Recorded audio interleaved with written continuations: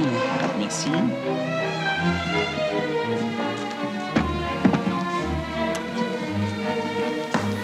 C'est à vous. Bonjour. Bonjour, asseyez-vous. Vous appelez comment? Émilie Muller. Alors, Yvon Marciano, on va parler et travailler sur Émilie Muller. Un film qui a été réalisé en 93, c'est-à-dire, on peut dire que c'est un espèce d'anniversaire, 10 ans qu'il a été réalisé. 10 ans déjà. J'ai fait le choix de ce film parce que, on y reviendra de temps en temps, je trouve qu'il y a tout un tas d'éléments là-dedans qui font que c'est en lui-même aussi une sorte de leçon. Et puis, c'est pas sa carrière qui va me contredire. On va en parler aussi un petit peu, il a une très belle carrière. Non, c'est un film qui a beaucoup circulé, qui a été vendu dans pas mal de pays, qui a été diffusé dans des salles de cinéma à l'étranger, qui a été diffusé sur 20 chaînes de télévision, je crois, et qui est passé dans peut-être, je sais pas, 30 ou 40 festivals français et étrangers. Donc c'est un film qui a beaucoup circulé.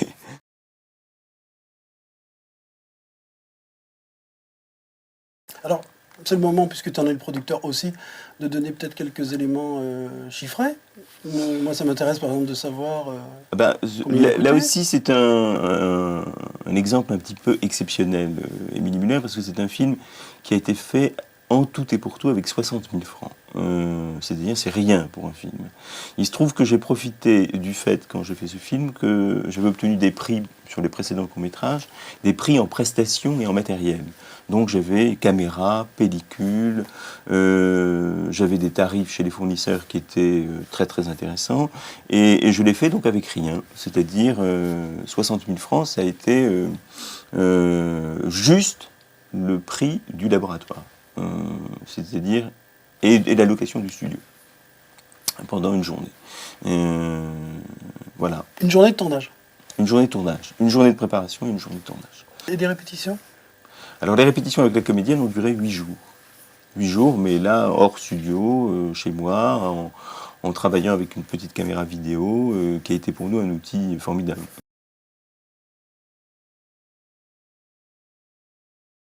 Je savais qu'un film comme ça reposait évidemment plus que tout autre sur la personnalité de l'acteur, de l'actrice en l'occurrence.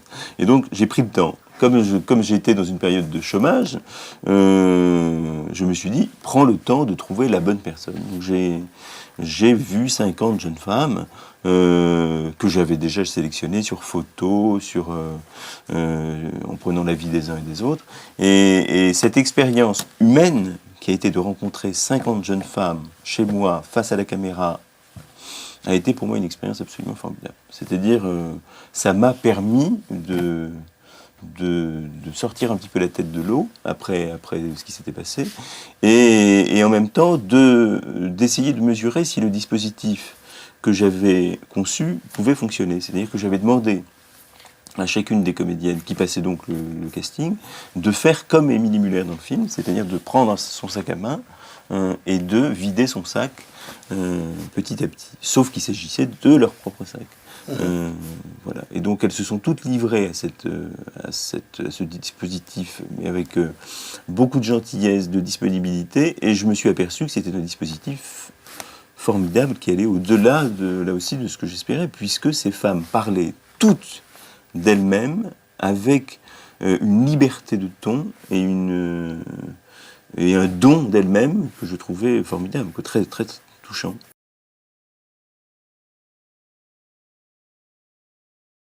Est-ce que tu te rappelles si ça a nourri l'écriture Non, parce que le texte était complètement écrit avant. Ça m'a simplement rassuré dans le fait que ça pouvait être crédible, que ça pouvait marcher. Mais j'ai rien modifié au texte. J'ai gardé, évidemment, toutes les cassettes que j'ai enregistrées. J'ai des heures et des heures de casting sur ces jeunes femmes. Et il y a des perles. Il y a vraiment des perles. Et ce dispositif a ceci de formidable, c'est que ces jeunes femmes ne se rendent pas compte de ce qu'elles disent.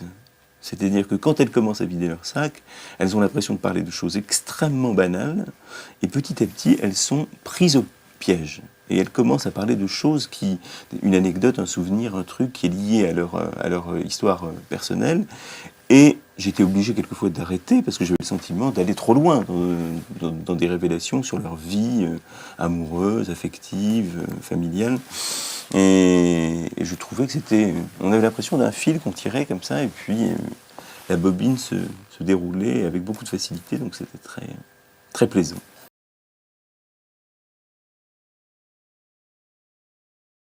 Le casting a été fait en vidéo, et puis sur les 50 personnes que j'ai vues, j'en ai retenu 3 qui se sont détachées de cette première rencontre, et j'ai voulu les filmer en 35 pour voir ce que leur visage pouvait donner sur un écran.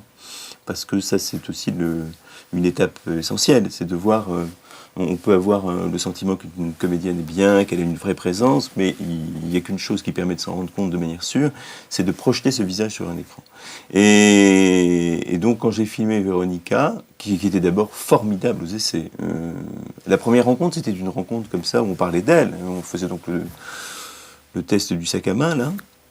Mais le deuxième casting, si je puis dire, où elles étaient plus que 3, c'était donc un texte que je leur avais donné à apprendre, sans leur dire de quoi il s'agissait. Et Véronica, je me souviens, c'était en studio, un peu dans les mêmes conditions que le film lui-même. Une fois qu'elle a eu terminé, parce que c'était un monologue, une fois qu'elle a eu terminé ce monologue qui devait durer 3 minutes, on s'est tous regardés, techniciens, en disant c'est exceptionnel. Et c'est vrai que des comédiennes pour moi de cette qualité, il n'y en a pas beaucoup. Et en plus, quand j'ai vu le résultat sur écran, alors là j'étais complètement enchanté, parce que c'est une jeune femme, Véronica, et je ne crois pas être blessant en le disant, qu'on peut ne pas spécialement remarquer comme ça dans une assemblée, mais qui a une présence à l'écran qui est extraordinaire.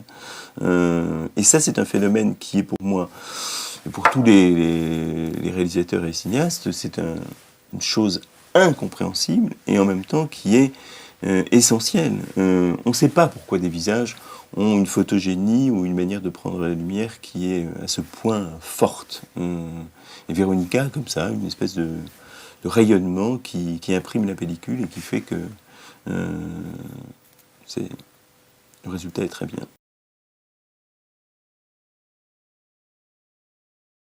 Est-ce que l'intérieur du sac s'était organisé c'est toi qui as placé les objets Très organisé là pour le coup, puisque le texte était écrit vraiment à la virgule près, je dirais. On n'a rien changé au texte. Simplement, comme on avait beaucoup travaillé avec Véronica, quand je suis arrivé sur le plateau, j'avais 2 craintes. La première, que ce soit devenu un peu mécanique, c'est-à-dire qu'à force de répéter, on allait tomber très vite, elle allait tomber dans une sorte d'automatisme, et qu'il fallait à tout prix briser cet automatisme.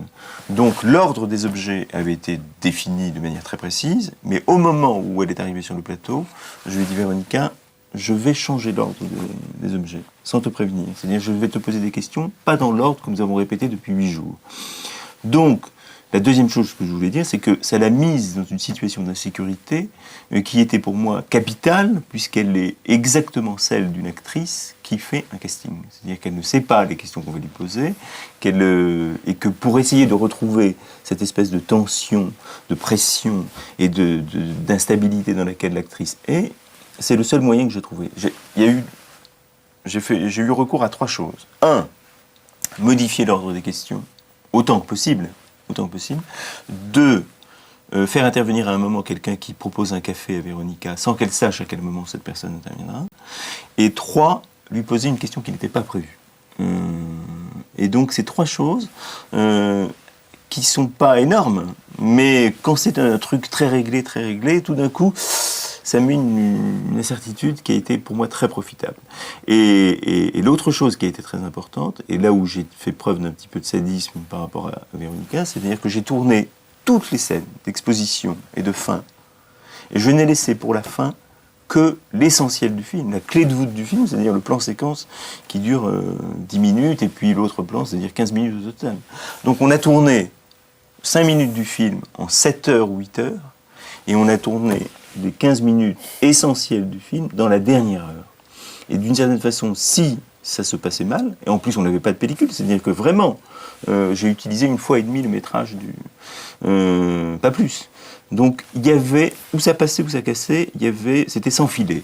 Et le fait de voir les heures passer, le fait pour Véronica de sentir que la partie importante du film a été retardée, et qu'il fallait qu'elle se jette à l'eau, je suis sûr que ça participait énormément à la réussite du truc. Elle était sur un fil. Donc, d'ailleurs, elle a eu droit à 2 prises, mais pas 2 prises complètes, c'est-à-dire qu'on a commencé, au bout de 30 secondes, je me suis aperçu qu'elle avait pris des mauvais rails, on a arrêté, et là, ces 30 secondes ou cette minute ayant été consommée, il n'y avait plus moyen de se tromper. C'est-à-dire qu'on avait le métrage pour le film.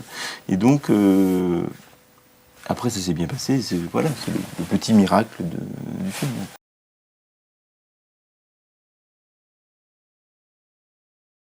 Juste ce moment que j'aime beaucoup, pour moi, c'est un nœud dans le récit, un carrefour. C'est-à-dire...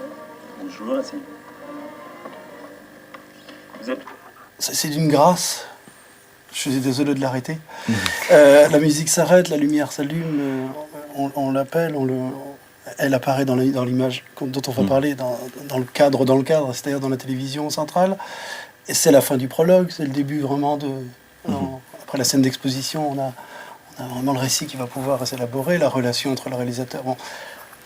Ce moment-là, c'est assez étonnant de voir qu'il est placé finalement assez loin du début pour un film de cette durée. On a pris son temps. On a pris son temps pour... Oui, mais j'ai l'impression qu'il est absolument nécessaire. C'est-à-dire que tout d'un coup, cette jeune femme dont on ne sait rien, qui entre dans ce lieu dont on ne sait rien, le fait qu'elle vienne comme ça, qu'elle s'asseye, on a l'impression que quelque chose va se passer. On ne sait pas quoi, et donc on prépare le spectateur on lui met l'eau à la bouche, on lui donne envie d'en savoir un petit peu plus. Et le fait qu'elle s'asseye sur une chaise, comme ça, loin de la table, puisqu'elle n'est pas tout près, qu'en même temps qu'elle s'assoit, son image apparaît dans l'écran. Donc, immédiatement, le dispositif apparaît. Le fait que son visage apparaît en gros plan dans une image en plan large. Tout ça, il y a quelque chose d'un petit peu, je sais pas, intriguant, et qui participe là aussi de la séduction qu'on veut provoquer, quoi. Donc, et puis, Véronica, effectivement, je suis ravi que tu le dises, a une grâce dans la manière qu'elle a de s'asseoir, qu'il a, pour un réalisateur, quand il reçoit une actrice, pour un casting, est une chose capitale. C'est-à-dire la façon dont une personne rentre dans la pièce et s'assoit et commence l'entretien, c'est déjà une bonne partie du jeu est déjà fait, là.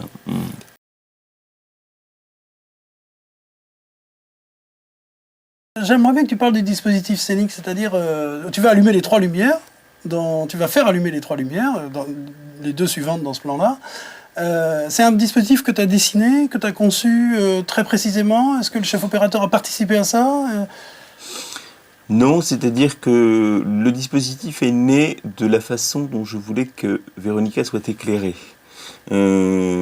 C'est-à-dire que je tenais à ce que l'éclairage, dans le plan rapproché qu'on va voir tout à l'heure, soit un éclairage qui ne soit pas un éclairage naturaliste, qui soit un éclairage vraiment cinéma. C'est-à-dire où le visage, la beauté sont mis en valeur. Donc c'est un dispositif très classique, une lumière principale, une lumière latérale pour compenser la lumière principale et puis un contre-jour.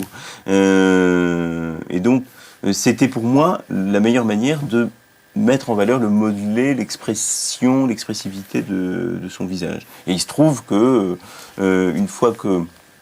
Parce qu'on a fait des essais photos avant le tournage pour être sûr que la lumière sur le visage soit la plus belle possible, en tout cas.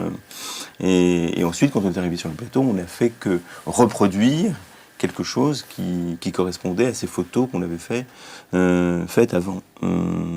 Et parce que c'est le dispositif qui donne les meilleurs résultats sur le plan de la lumière.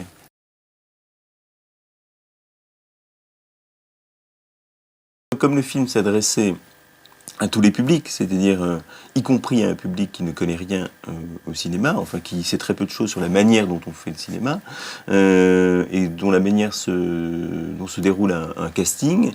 Je voulais que le dispositif soit le plus clair possible. C'est-à-dire qu'immédiatement, le spectateur sent qu'il y a quelque chose qui est en train de se mettre en place, qui va aboutir à, il ne sait pas en quoi encore, mais en tout cas que ce dispositif soit le plus perceptible possible, le plus... voilà. Et donc, d'où le choix du noir et blanc, d'abord.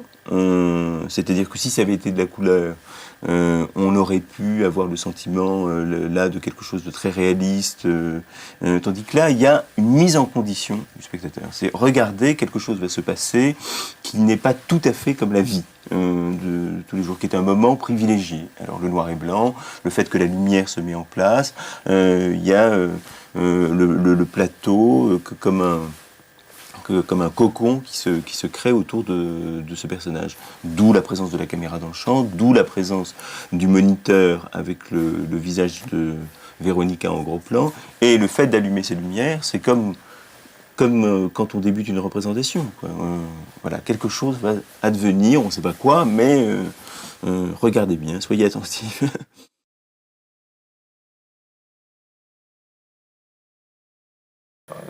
Bien sûr, quand on choisit la place d'une caméra, lorsqu'on fait un plan, c'est pour mettre en valeur des éléments bien précis.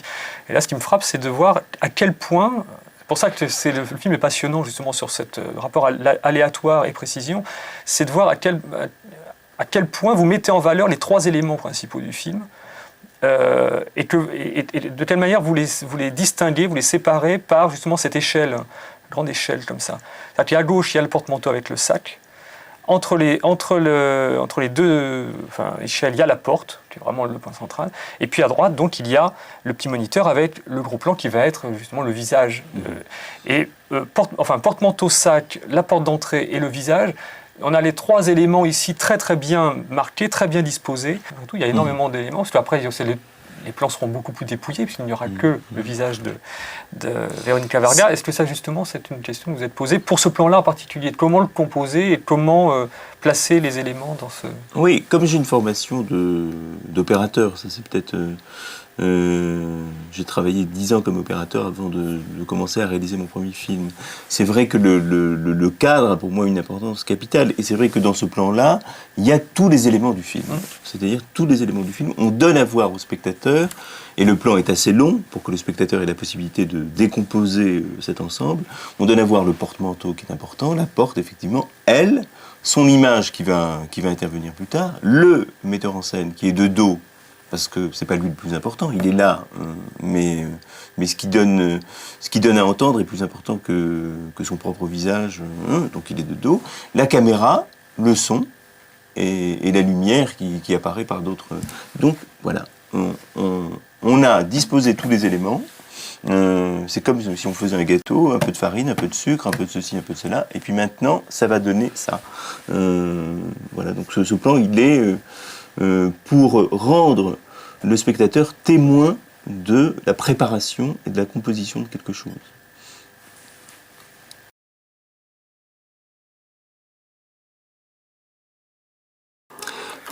Pour moi, c'est un moment capital.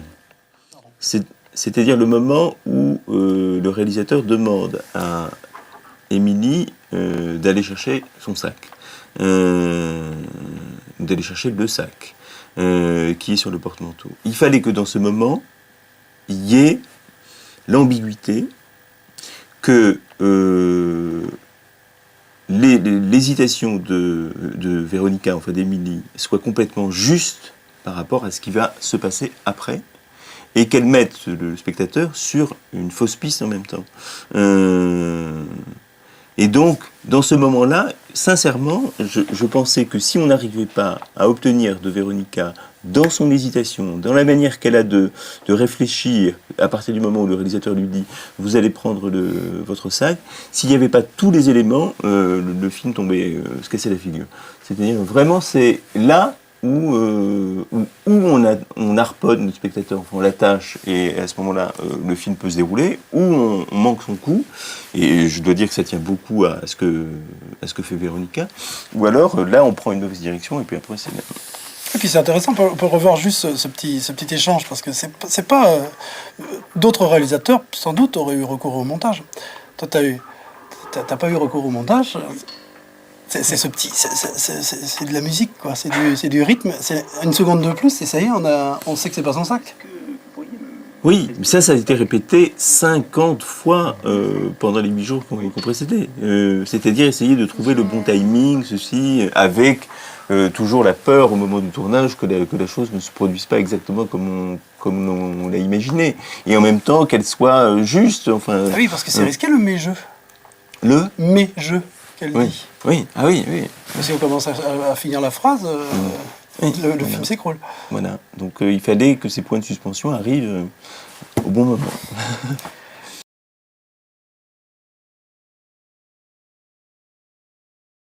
Alors, on le disait tout de suite, plutôt que de regarder l'intégralité du monologue d'Émilie Müller, ce qu'on fera par ailleurs quand on montrera le film aux gens qui s'intéresseront à cette analyse. Je fais des regroupements comme ça, je me suis amusé. Souvent, tu lui as fait dire des phrases qui sont des retournements, qui sont un peu le dispositif qu'on propose aujourd'hui, un miroir finalement. Alors, comme ça, je les cite. Je ne cherche pas de travail en ce moment. Je trouve ça amusant quand on devient un casting. Effacer quelqu'un de sa vie, c'est effacer un peu de sa vie. Je dis toujours cette même façon de jouer sur les mots, de les inverser, simplement de laisser léger déplacement. Je vais garder celui-là pour la fin. Mon ami dort, c'est le seul moment où il accepte d'être photographié. Mon ami, tout le monde l'aime et lui n'aime personne. Et enfin, qu'est-ce qui vous touche le plus chez un homme? Qu'il puisse être touché, répond-elle.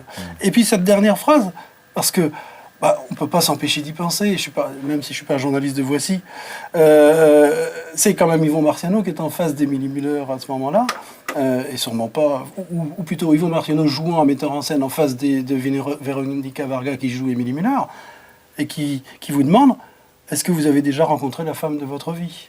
Alors, à ce moment-là, la femme, c'est le personnage, évidemment, mais quand tu as écrit ça, t'as parlé de désir et d'amour du cinéma. Le désir et l'amour du cinéma, ils se confondent avec le désir et l'amour tout court, sans doute. Bien sûr, non, là tu mets le doigt sur le point fondamental, c'est-à-dire que moi, ce qui me donne envie de faire des films, ça n'est rien d'autre que de filmer des visages de femmes. Rien d'autre. Tout le reste est prétexte à ça. Donc, d'une certaine façon, quand je tourne Émilie Müller, je suis au cœur de ce que je souhaite faire. Et quand je choisis Véronica et que je lui fais dire ça, d'une certaine façon, c'est que ce personnage-là, c'est un personnage qui me fascine, qui est un personnage parmi d'autres, puisque quand je fais d'autres films, ce sont d'autres personnages différents. Mais en tout cas, Émilie Müller, c'est une femme que j'aurais souhaité rencontrer. C'est une femme que j'aurais souhaité aimer. C'est une femme que... et je comprends la réaction du metteur en scène à la fin. Il a laissé partir cette fille, ou cette femme. Il court pour la rattraper en se disant « Attends, là, on ne peut pas manquer. » Ça, c'est une rencontre qu'il ne faut pas laisser s'échapper. Et qu'en tant que cinéaste, je suis à la recherche de ça en permanence. C'est à tel point... Là, je dépasse un petit peu le cadre du film, à tel point que dans ma relation avec Veronica Varga, en tant qu'être humain, c'était très difficile de trouver la frontière entre la relation entre Yvon Marciano et Véronica et la relation entre Émilie Müller et le metteur en scène du film. C'est-à-dire que tout ça se brouillait en permanence. Et que ce qui me fascinait chez Véronica, c'est aussi tout ce que je lui ai donné à faire et à dire, et elle le disait avec une telle vérité et une telle sincérité que elle-même se confondait avec le personnage, et que j'arrivais plus moi-même à faire la distinction entre Véronica et Émilie, entre Émilie et Véronica, et que la réussite de ce film tient aussi à ça, c'est-à-dire à la fusion qui s'est produite entre l'actrice et le personnage. Je pense que les films les plus réussis sont les films où ce phénomène se produit. C'est-à-dire qu'il y a vraiment une interférence, une interpénétration des deux telle qu'on ne sait plus qui est qui. Et comme c'est le sujet du film, ça n'est rien d'autre que le sujet du film. Donc voilà, c'est pour ça que Si ce film est réussi, c'est à cause de ça.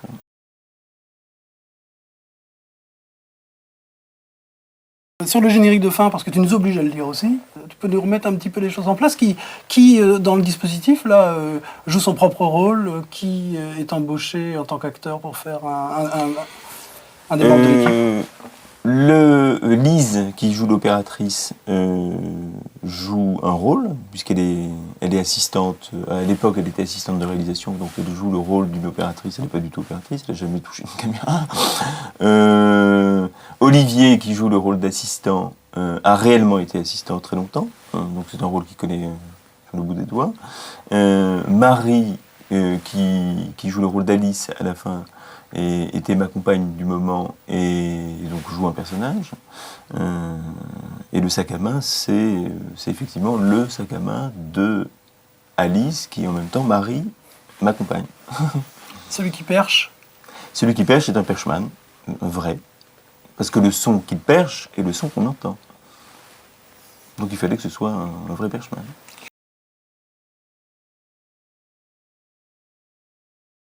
Moi, j'aimerais bien juste une dernière chose, c'est un petit peu, voilà, pour le montage, pour le dispositif, si tu pouvais, à moins que tu aies quelque chose à rajouter, toi, qu'on aurait... Non, juste exprimer un regret. C'est que je n'ai pas terminé le film par un plan symétrique du plan du début du film. C'est-à-dire, moi partant de la table et rejoignant la porte. Par un panoramique droite-gauche. Et voilà, manque de temps, manque d'à-propos.